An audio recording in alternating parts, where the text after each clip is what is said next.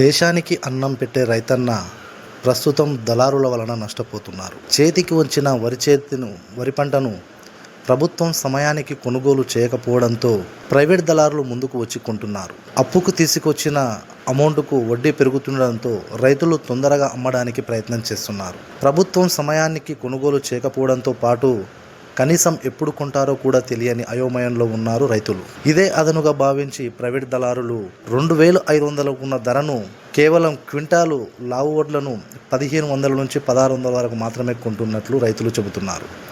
దీనివలన తమకు తీవ్రంగా నష్టం వాటిల్లుతుందని, దయచేసి ప్రభుత్వం వెంటనే కొనుగోలు కేంద్రాలు ఏర్పాటు చేసి ధాన్యాన్ని కొనాలని రైతులు వేడుకుంటున్నారు.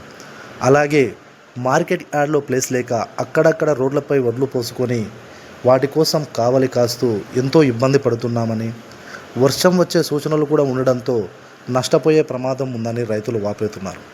దీనిపై అధికారం స్పందించి తొందరగా తగు చర్యలు తీసుకోవాలని రైతులు కోరుతున్నారు. ఈ వడ్లది కష్టాలు చాలా అయిపోయినాయి. రోడ్ల మీద ఆరబెట్టి నెలలు అవుతుంది. మొత్తం బస్సులు బండ్లు అన్ని దొక్కపోతున్నాయి.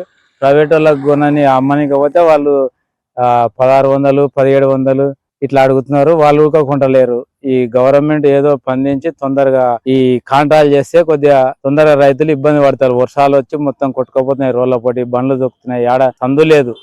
ప్రభుత్వం ఏదో చేసి తొందరగా కాంట్రాక్ట్ చేస్తే రైతులు కొద్దిగా బాగుపడతారు. లేకుంటే చాలా నష్టం అవుతాయి. చాలా ఇబ్బంది ఉంది. గవర్నమెంట్ 2500 1500 1600 అడుగుతున్నారు. వాళ్ళు ఇంకా కమిషన్ పోతుంది.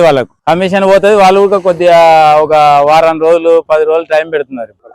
చాలా ఇబ్బంది అవుతుంది. వానలకి ఈ ఎండలకి ఇచ్చిపెట్టిపోతున్నారు. రోడ్ల మీద తొక్కి పస్సులు బండ్లు 50 వేల దొక్కుతున్నాయి. సాయంత్రం వాన వస్తే మొత్తం కొట్టుకునే పోతుంది. దినాంగ గాలి దుందారం ఏదో మొత్తం ఆరినాయి. ఒడ్లు కొంటలేరు. చాందినాల ఒడ్లు మొత్తం ఆరినాయి. కాంటాక్ట్ చేస్తే ఇదివరకు అయిపోయేది. ఈ రోజు రేపు అనుకుంటా వీడికి 15 రోజులు అట్లే చేస్తున్నారు గవర్నమెంట్. మొత్తం ఆరిన ఒడ్లే ఉన్నాయి. రైతులు ఎండలకు తిప్పల వాడి ఆరబెట్టుకుంటే కూడా కొట్టలేరు.